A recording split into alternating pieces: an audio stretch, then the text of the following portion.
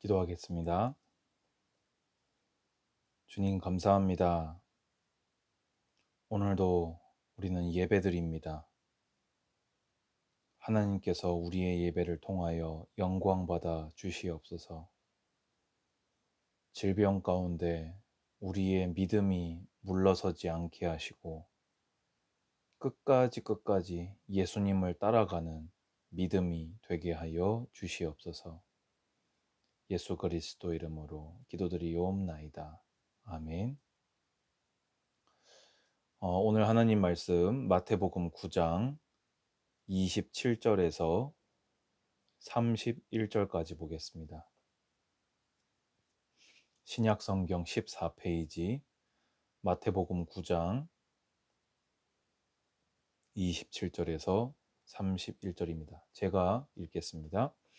예수께서 거기에서 떠나가실새 두 맹인이 따라오며 소리질러 이르되 다윗의 자손이여 우리를 불쌍히 여기소서 하더니 예수께서 집에 들어가심에 맹인들이 그에게 나아오거늘 예수께서 이르시되 내가 능히 이 일을 할 줄을 믿느냐 대답하되 주여 그러하오이다 하니 이에 예수께서 그들의 눈을 만지시며 이르시되 너희 믿음대로 되라 하시니 그 눈들이 밝아진지라.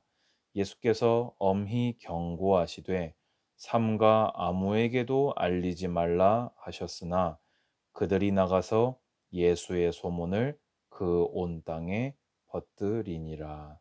아멘. 네, 오늘 우리가 유명한 일화 중에 하나인 맹인들의 눈을 밝히신 그 사건을 성경이 말하고 있습니다. 예수님께서 이렇게 움직여 나가시면서 이곳에서 저곳으로 이동하시면서 이 복음 사역을 계속해서 하셨는데요. 두 맹인이 예수님을 따라오게 되어집니다. 근데 두 맹인이 따라오면서 예수님을 부르는 호칭에 오늘 메시지의 포인트가 있습니다.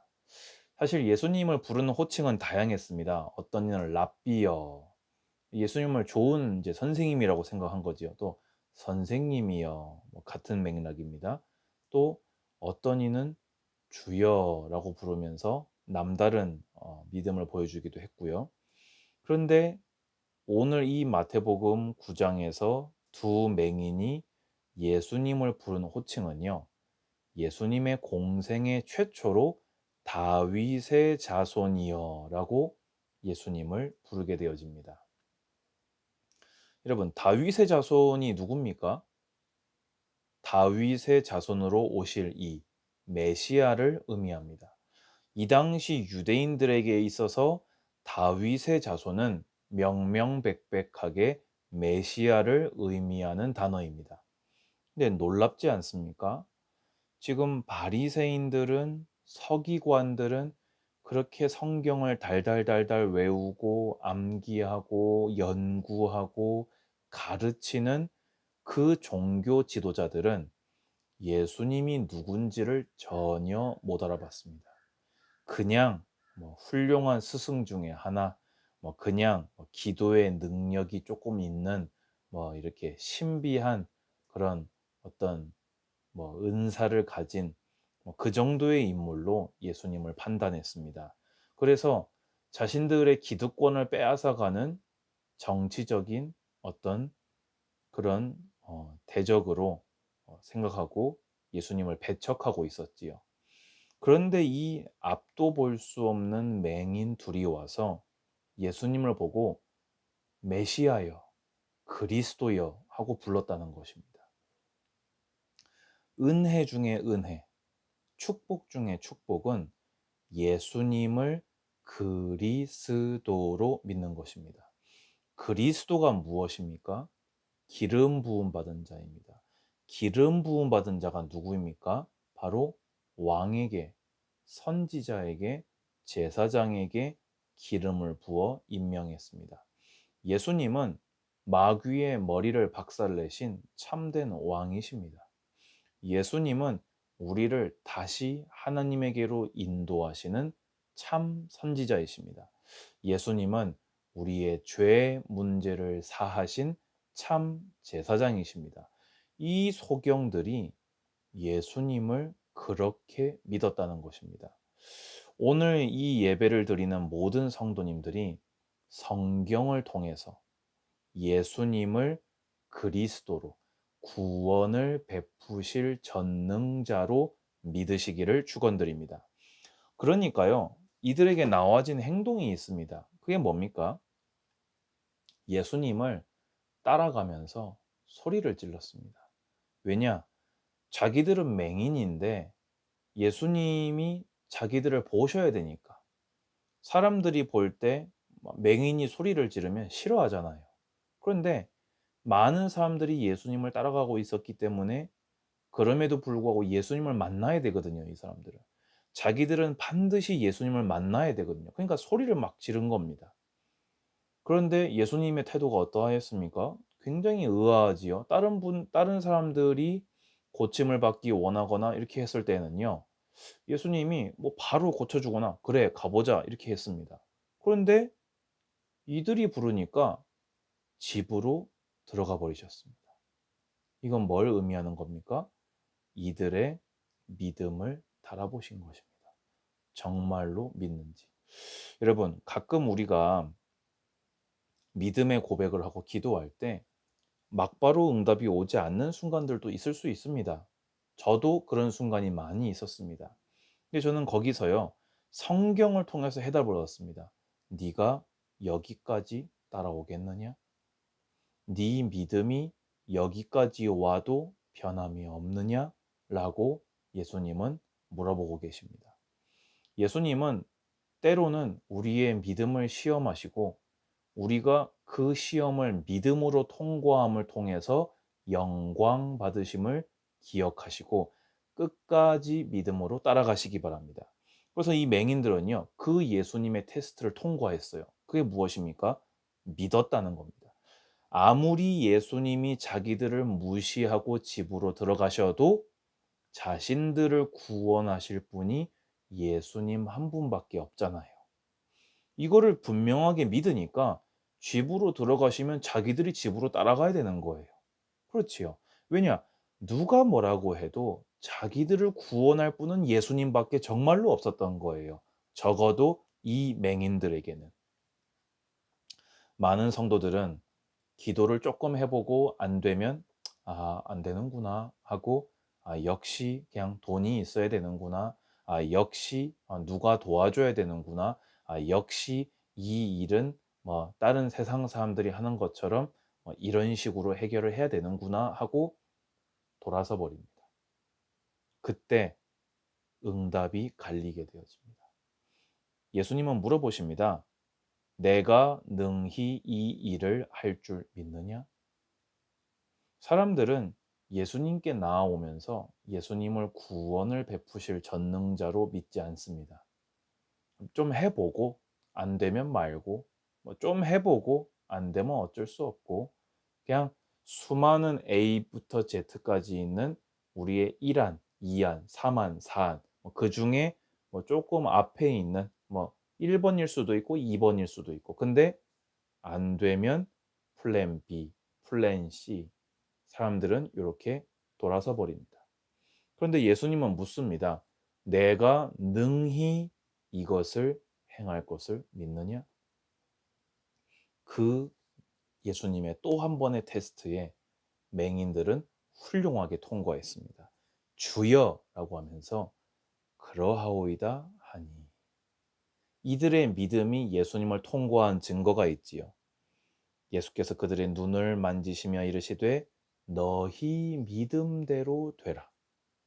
여러분, 응답의 책임을 하나님께 돌리지 마시기 바랍니다. 무응답의 책임을 하나님께 돌리지 마시기 바랍니다. 내 믿음대로 내가 받아가는 것입니다. 구원은 은혜로 받습니다. 응답은 믿음으로 받습니다. 이 맹인들은 예수님이 요구하시는 믿음을 충족하였고 자신들의 믿음대로 자신들의 응답을 가지고 돌아갔다는 것입니다. 근데 여기서 중요한 것이 나옵니다. 30 절에요. 엄히 경고하시사 아무에게도 알리지 말라 하셨습니다. 이상하지요? 예수님은 전도하려고 오셨는데 이 놀라운 전도거리가 될 증거물을 왜 알리지 말라고 하셨을까요? 아까 말씀드린 것처럼 사람들은 예수님을 그리스도로 알지 않았습니다. 병 고치면 의사구나. 놀라운 말씀을 가르치면 훌륭한 스승이구나. 그 결과물에만 집착을 하고 그 결과물만 보고 예수님을 판단했습니다. 그리고 도리어 그런 은사들이 크게 드러나면 드러날수록 대적 바리새인들은 예수님을 더 심각하게 방해했기 때문에 오히려 이 소경들이 눈뜬 것이 전도의 진보가 되는 것이 아니라 방해가 됐다는 것입니다. 그래서 성도님들은 전도하실 때 가끔 중요한 게 있습니다. 은혜를 크게 체험한 분들일수록 주의해야 되는 게 있습니다. 체험한 그 은사를 얘기하지 마시고 예수 그리스도를 전하시기 바랍니다. 근데 예수님은 아신 거예요. 그게 안 될 거라는 거를. 막 우리가 눈을 떴습니다. 이렇게 될 거라는 것을 아신 겁니다. 근데 안타깝게도 그들은 나가서 예수의 소문을 온 땅에 퍼뜨리게 되어집니다. 이런 일들이 사복음서에 종종 나옵니다. 그래서 예수님이 어떤 경우는요, 그 마을로 다시 못 들어가게 되신 경우도 발생하기도 했습니다. 여러분, 이 부분을 가지고 학자들의 의견은 분분합니다. 이게 예수님의 너무나 크신 은혜를 찬양한 것이니까 나쁜 게 아니다. 그래도 이것은 예수님 말씀에 순종을 하지 않은 것이니까 옳지 못하다. 저는 후자입니다. 말라고 하실 때 말 수 있는 것이 그것이 순종입니다. 순종하지 않으면서 돌릴 영광은 성경을 볼 때는 없습니다. 가끔 교회에서 그런 분들이 있더라고요. 내가 교회를 위해서 했는데 왜 막으십니까? 내가 목사님을 위해서 그렇게 했는데 왜 막으십니까? 아마도 순종하지 않고 마음대로 본인이 받은 감동대로 아무렇게나 했기 때문일 것입니다. 의도가 좋은 것은 의미가 없습니다.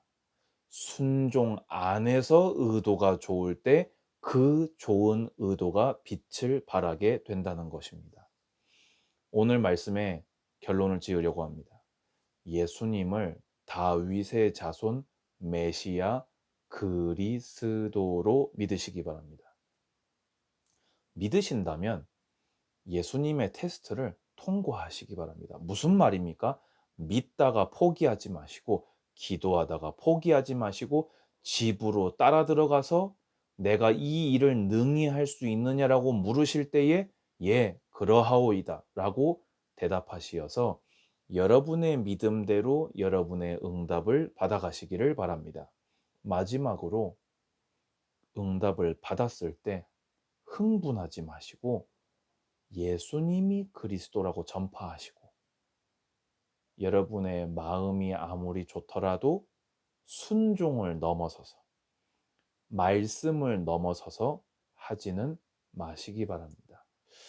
그리하여서 믿음과 순종이 균형 잡힌 주님을 온전히 기쁘시게 하는 제자들로 세워지시기를 예수님의 이름으로 축원드립니다. 기도하겠습니다. 주님 아버지 감사합니다. 두 맹인이 성경이 말하는 대로 예수님을 믿음을 봅니다. 주여 우리에게도 이 은혜 베풀어 주셔서 너무나 감사드립니다. 이제 우리가 가진 믿음대로 끝까지 예수님을 따라가서 예수님의 응답을 받는 믿은 대로 응답받는 성도들이 되게 하여 주시옵소서.